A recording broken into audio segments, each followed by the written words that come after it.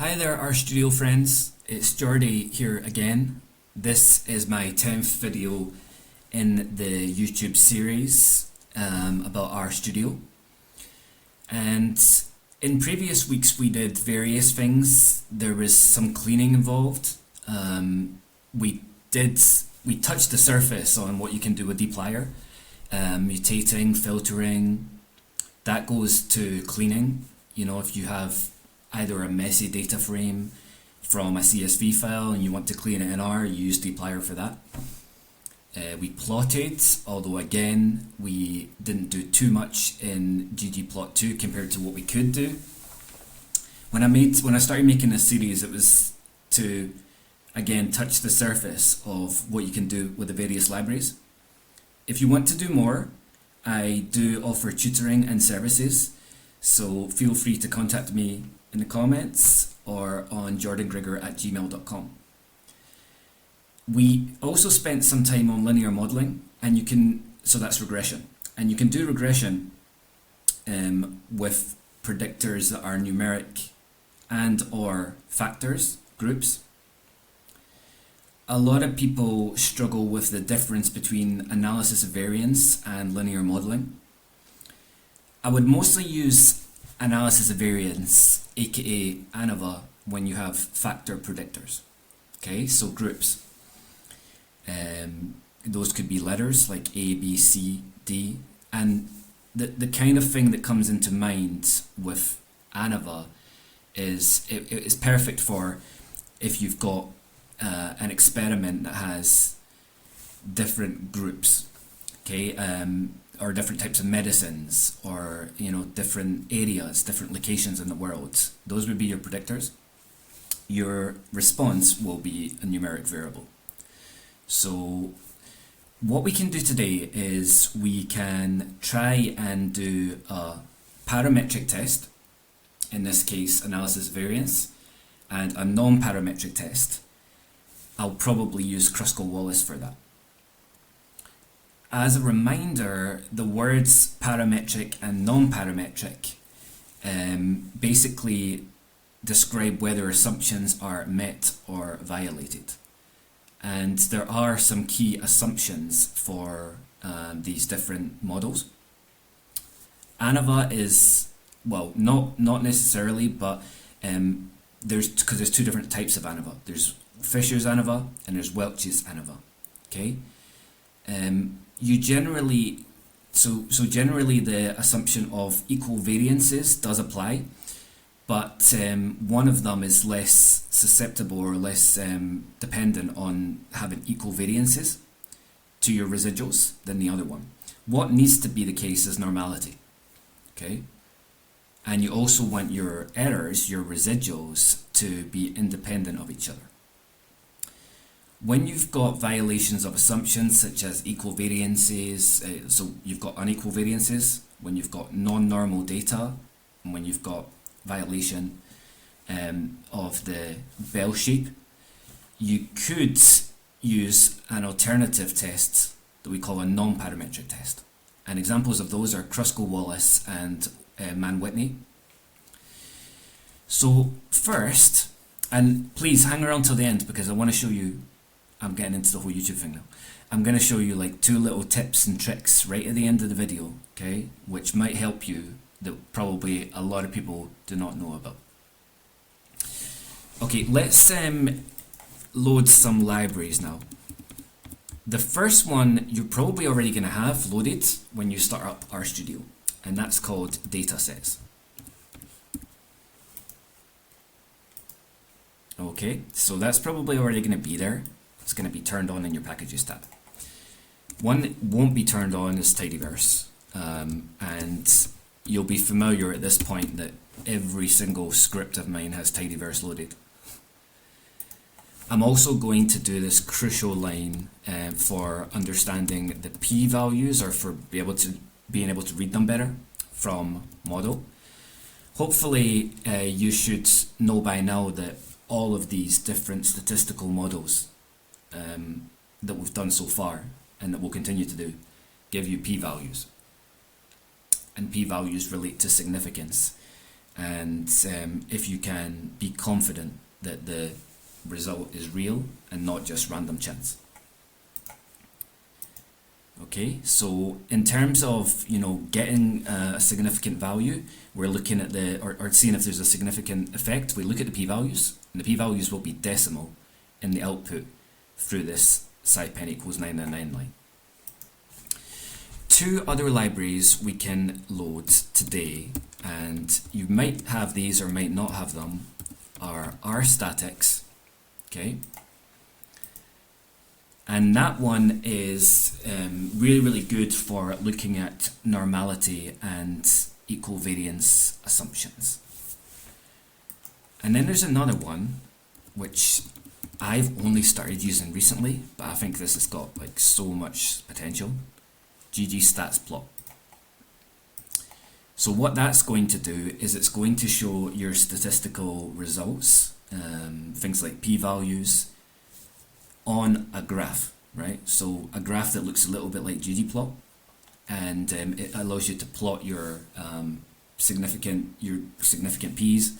It allows you to show confidence intervals, number of observations, stuff like that, all on the plot, together with the means of the response for each level of the predictor, as well as medians if you use non-parametrics. Okay, so we've got those loaded. So I never know entirely which dataset I'm going to use, right, until like 10 minutes beforehand, making these videos, and then I'm like, where do we go today? Where do we go today? Where we're going to go today is a data frame that's part of datasets, okay, and it's called tooth growth. So that data frame shows up here in the source area, as they all do when you use view. So let's do what we did before. I always follow like a specific kind of pattern here. We need to find out more about that data frame. So I've just Googled datasets package, and this is really useful. It's a little bit like Faraway. Contains lots of data frames with different data types on very much a wide range of topics. I see that there is quite a lot of like biological stuff in here. If that's not your thing, it's not a problem, because there are some other things in here as well. Empty cars is part of that, and that's how you know that the datasets library is loaded when you start RStudio, because last time we just viewed empty cars straight off the bat. So we're looking at the one today called tooth growth. We're going to go down here. There's a really interesting one here as well. Survival of passengers on the Titanic. Maybe that's for another day. Okay. This one is the response in the length of odontoblasts, cells responsible for tooth growth in 60 guinea pigs. So I don't know if you guys have any guinea pigs at home. I've never had a guinea pig, but I've had hamsters. And my sister had rats, but no guinea pigs. Apart from that, we were always dog people. Each animal received one of 3 dose levels of vitamins, vitamin C, 0.5, 1 and 2 milligrams per day, by one of 2 delivery methods, orange juice or ascorbic acid. Okay, I guess that tells us what we need to know about that. Okay, so you see here, the numeric variable, that will be the response variable here that you're trying to predict using the model, is tooth length. And you're trying to see how that varies with these other columns, which are factor, this one's a factor, sup, the supplement type. And this one's currently numeric, this is dose, in milligrams per day. So let's go back to RStudio. And that all kind of makes sense. We can sort up and down on the sub column, and there's an OJ, an orange juice, and VC I think is, let's just confirm that, VC, vitamin C, a form of vitamin C in ascorbic acid. Okay, the dose ranges from 0.5 to 2, and your length response column is on the far left of the data frame. So, like I said, when you're using analysis of variance, it's better to have your predictors as factors. If we're going to look at either the effect of sup on length or dose on length, we want both of these to be factors. An STR of tooth growth, okay, you have to start typing and then some letters start coming up, confirms what we saw on the website, where sup is factor and dose is numeric.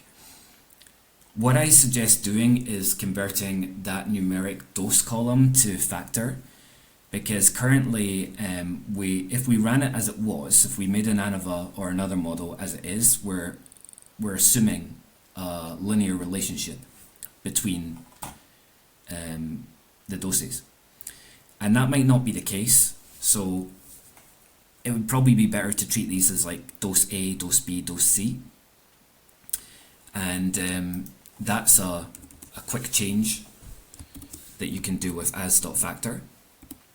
We'll keep them with the 0.5, 1 and 2. Okay, we won't change them into letters at the moment, but we could if we wanted to, using the mutate case when thing that's in a previous session. For now, we'll keep them with these numbers, but we'll treat these numbers as groups, factors. So, easiest thing to do is to make a new copy of tooth growth,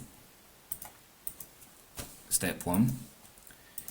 And then within that data frame that we just created, tooth growth new, okay, $sign.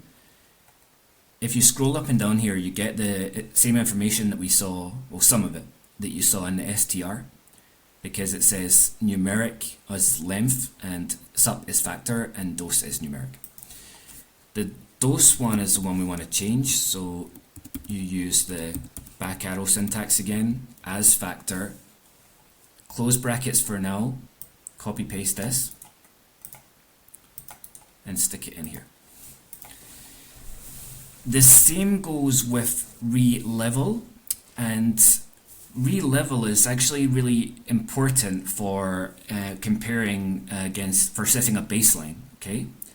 If you want to compare against a baseline specifically in linear modeling, but not just in linear modeling actually.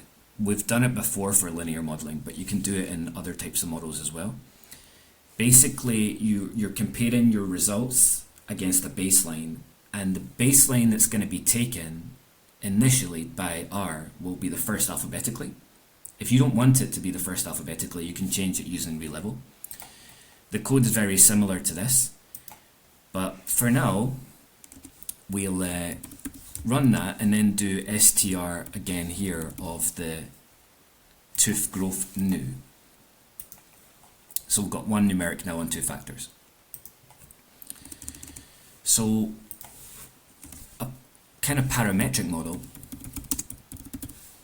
ANOVA. And I think that in future weeks, if that's of interest to you, we can build on what we're going to do today by including interaction terms. But for now, we'll just stick to looking at a single predictor, okay, and seeing how that single predictor affects the length of the teeth.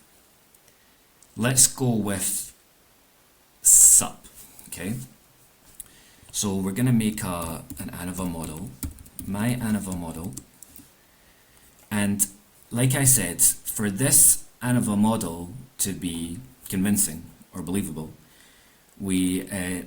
or the results of it to be, we do assume equal variances of the residuals, normality of the residuals, and independence of the residuals. Okay, and we can actually run the model first and then check it afterwards. So let's do it that way. AOV data equals tooth growth new, okay, comma, sup, this is your, sorry, wrong way around, length, okay, length first, that's your response, squiggly line, sup. So it's always the response column first, squiggly line, the predictor column. And the syntax for this is pretty much identical in LM, linear modeling.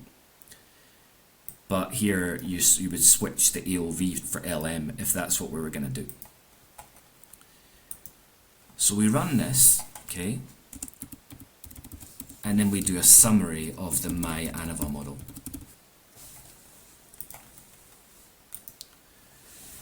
Okay, so what do we see here? We see, okay, interestingly, a p-value which is just non-significant, 0.06. That suggests that a change in the sup, which is, there's only really two options for that, right? It's orange juice or ascorbic acid, does not affect the tooth length. Let's just out of interest go ahead and check what the other predictor will show us. Okay, so my ANOVA model 2 has changed this sup for dose.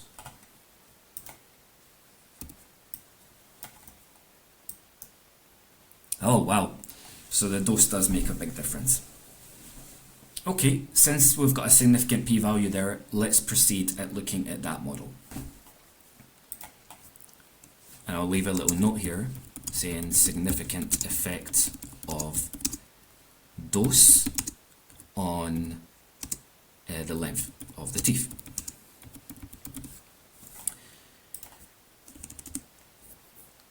We could at this point go a couple of directions. We could plot using ggplot to look at what the graph shows us in terms of which mean or which dose comes with the highest mean length and which dose comes with the lowest mean length.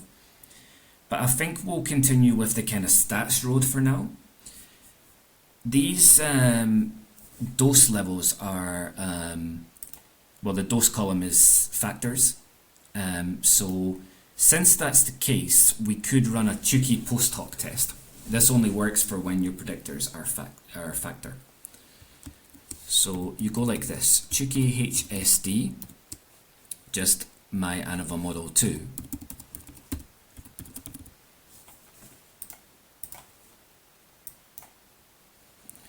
Okay, so that compares 0.5 to 1, 0.5 to 2, and 1 to 2. So it's making, it's doing pairwise comparisons, and it's showing the differences between each level of the dose.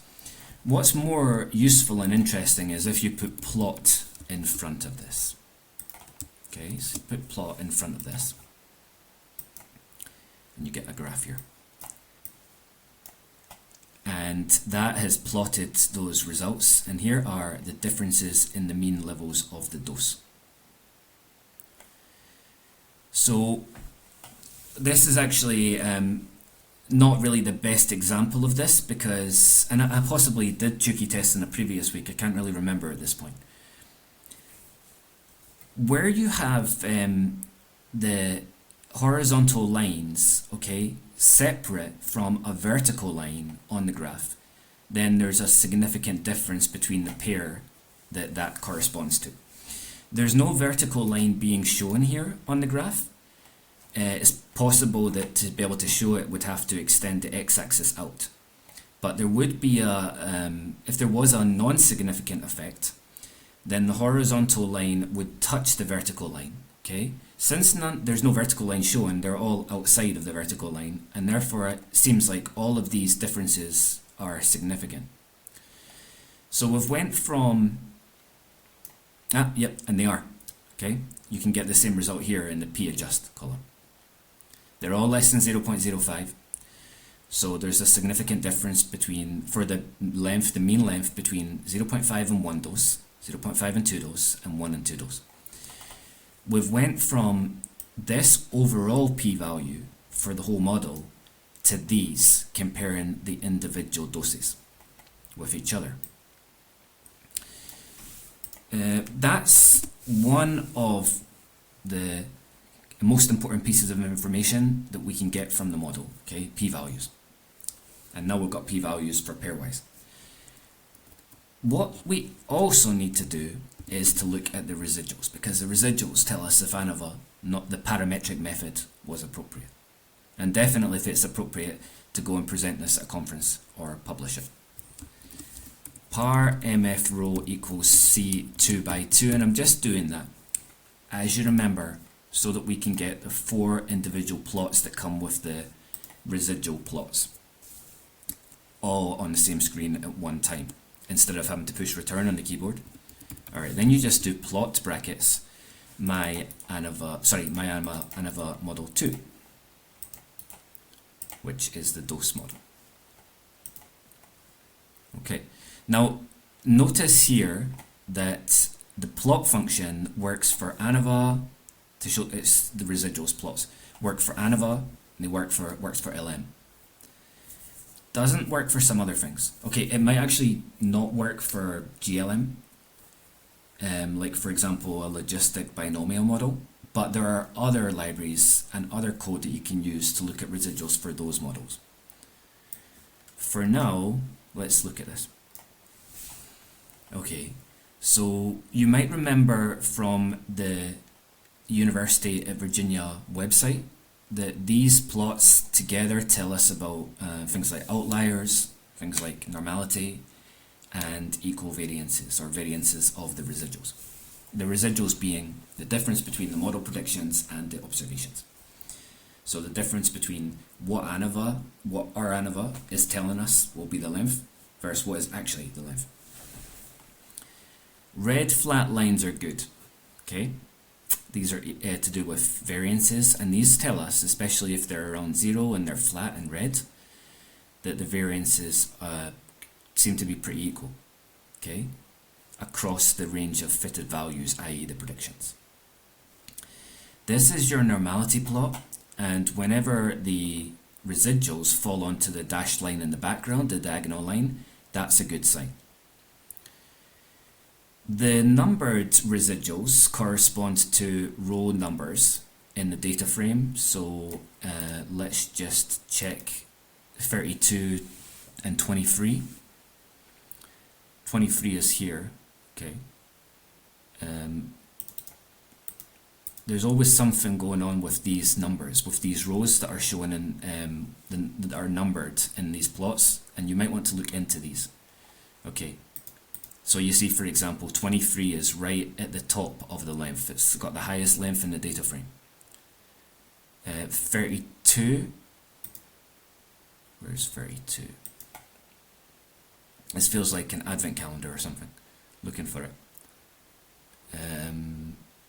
32. Okay, I don't know where 32 is. 32. Okay, I'll just sort by this one and then scroll down to it. 21.5 at the dose of 0.5. It seems like it's got a high length for the dose. Okay. Might be a problem, might not be. Interestingly, I don't think it is, because I don't think those are. Because this plot really identifies outliers, where there's a cone shown. And when there's a cone shown, any numbers outside of that cone would be outliers. What to do about outliers is a whole different topic, and it depends on your subject and the logic for either keeping them in or not. So this looks kind of reasonable. This looks good. What to do now is actually get some more kind of fine information, so to speak, on normality and equal variances. And that's the reason why I loaded the rstatics package, because you can do a lot regarding model outputs and testing things using the rstatics library. Let's just have a quick check on this website, which tells you about the rstatics library. Provides a simple and intuitive pipe-friendly framework coherent with the tidyverse design philosophy for performing basic statistical tests, including t-test, Wilcoxon test, ANOVA, Kruskal-Wallis, and correlation analysis. So it's got some really cool stuff in here. Identify outliers. You can do Kruskal test, okay, if you were to have violations of assumptions. So normally for Kruskal tests, I think I do either Kruskal.test. So I think the general pattern is most of the code within rstatics has underscores. You can do the same kind of tests in other libraries, but they normally have dots in them. Okay, stats library does a lot of stuff in terms of the similar tests.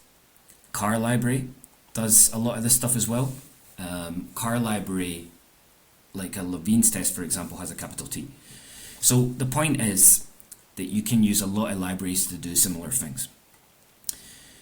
But for now, what we want to do is Shapiro test. Okay. So let's see. Shapiro test for normality. Okay, Shapiro underscore test. And we also want to do Levine test for equal variances. That will, the information we get from this, we're looking for the p-values in both of those cases to be above 0.5, 0.05, 0.05, and if they are, then that will agree with our visual interpretations that we don't have too much of a problem here. So let's do Levine underscore test. Okay, and then for this one you just have to put the name of the model in the brackets. Okay, great. 0.528, that's great.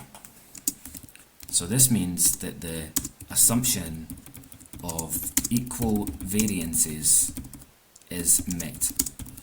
Remember that these are tests that you want to do on the residuals and not the raw data. You'll see a lot of people, I don't know if it's a massive problem to do it on the raw data, but I'd always do it on this. You see a lot of people online doing like Shapiro-Wilk, Levine's test on response column in the actual data set, i.e. the length column, but this tells you a lot more. Normality test. So the normality test, there's lots of guys or people, scientists in the past that put their names in normality tests. Shapiro-Wilk, Anderson-Darling, Kolmogorov-Smirnov. Let's use Shapiro for now.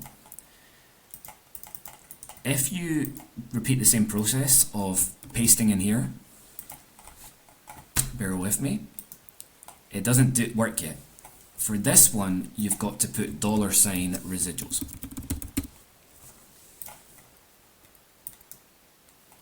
Okay, and we're good again here. 0.108. Above 0.05, and that's good. Assumption of normality is met. So there's one other one that's really useful to check, which is the independence of the residuals, the errors. And there's a test called the Durbin-Watson test. And there's this website, statology.org, which is so good for stat stuff. And I keep seeing this guy again and again, like he's obviously like a great statistician. So I'm going to talk about this now. One of the main assumptions in linear regression is that there's no correlation between consecutive residuals. This code is not part of the rstatics library, okay, but the 0.05 rule applies as well. I think it's part of the stats library. So what we're going to do is we're just going to use his code here, Zach Bobbitt, Okay, he's got the how to perform it on a different page, but Durbin Watson. Okay, so we're just going to do Durbin Watson. That's car. It's the car library. So that's important to have that loaded as well, because that might not be loaded. Library car. Durbin Watson. Okay, there's two options here, Durbin.Watson and Durbin Watson test. Let's find out. No, it's this one here. This one at the top says it's defunct function in the car package, so it's still showing up, but it can't be used. We need to use the bottom one. And again, yeah, the capital T is a function or kind of a feature of car, because we see it with the Levine's test, capital T in car as well. Alright, let's copy this, put this in here. Alright, okay, that's interesting. So we have, let me just try and run this again. Yeah, we'd probably look into that more, because we have a significant p-value here. So this p-value being less than 0.5 suggests that there's not independence of the residuals. There's a statistic of 1.45 there as well, and if you have values less than 1.5 or over 2.5, that can be a problem. Yep. If that number is less than 1.5 or greater than 2.5, then there is potentially a serious autocorrelation problem. What we wanted was a range between 1.5 and 2.5 for that. And there can be a problem, okay, with that. Because, as this guy says up here, if that assumption is violated, which it seems to be here, you're more likely to get or the predictor variables are more likely to be deemed statistically significant when they're actually not. So that means that our conclusion so far about the dose effect and the length could be at least partly misleading. We'd have to find out more. What to do if this autocorrelation is detected? We have to use for seasonal correlation, consider adding seasonal dummy variables to the model. These strategies are typically significant or sufficient to remove the problem of autocorrelation. So we'll come back to autocorrelation in a future week, future session. I'm curious, for example, what we would have seen with the ANOVA model, the first model we made with sup instead of dose.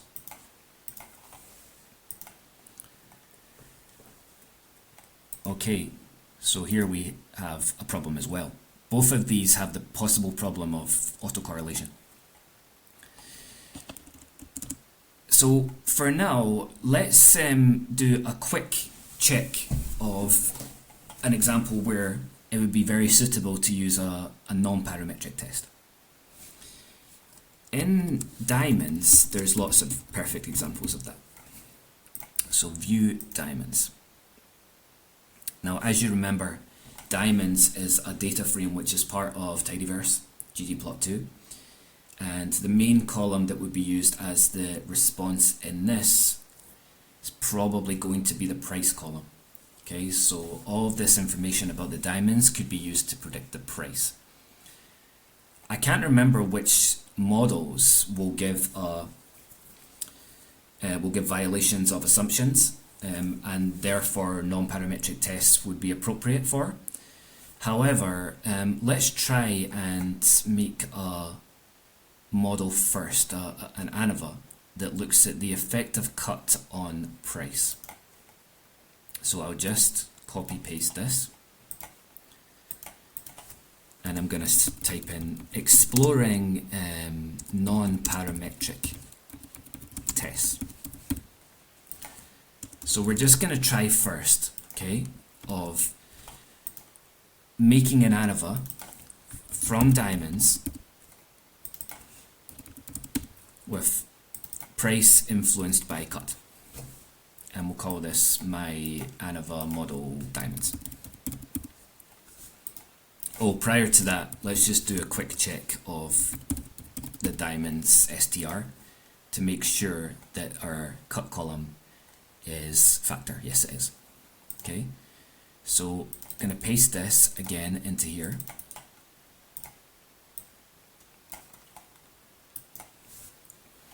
And we get a significant p-value in the cut line.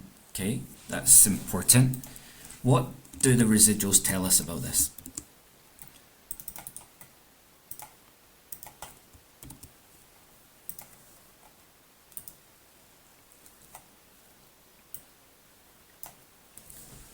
Okay, this should update.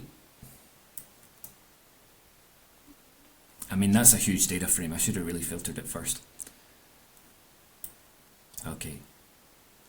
So if we zoom into this, we should be able to get a better picture. Yeah, absolutely. We look like we have lots of violations of assumptions going on there. So I'm seeing already that ANOVA isn't really great for that. Look at the normality graph, for example.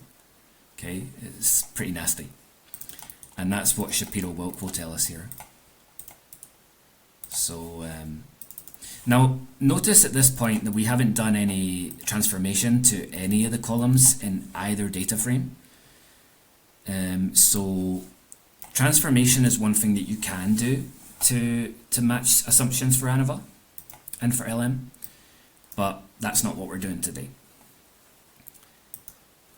Okay. Sample size for that must be okay, so we can't even tell. But this will tell us. This will tell us, this Q graph here tells us that we definitely have violation of normality of the residuals. What about if we do, instead of Shapiro test, we could use a histogram to look at that more. And we can run a histogram on this. Yeah, it's very much not a bell shape. So this would be a good example of when we could use a Kruskal-Wallis test. Good example of when we could use non-parametric test. And there's many of these, as you saw from the rstatics website. There's lots of different non-parametric tests you can use. It often depends on what your data look like. Okay, so we'll just stick with the old-fashioned method of Kruskal-Wallis test, and it's like kw.test. Or no, it's not. I think it might be Kruskal.test. Kruskal, yeah, Kruskal.test in stats. So we've already made a model which seemed to be not appropriate, and we'll stick the exact same information from that model into the brackets for this model.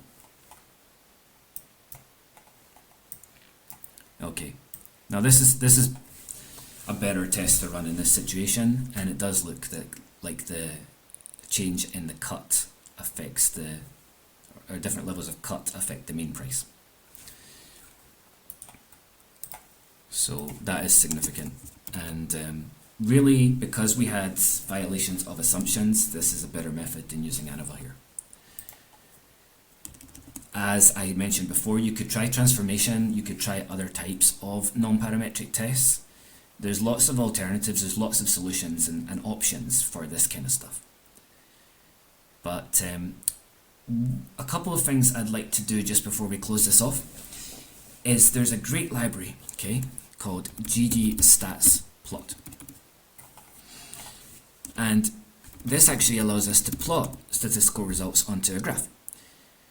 So we go GG between stats. We're not using the same syntax as we used before, okay? And let's to show this, use the stuff that we did in the my ANOVA model 2, tooth growth new length dose. Tooth growth new, comma. So you're going to do y equals, you have to write y equals length, x equals dose. Then you can also put in here type equals, and you can write parametric or non-parametric.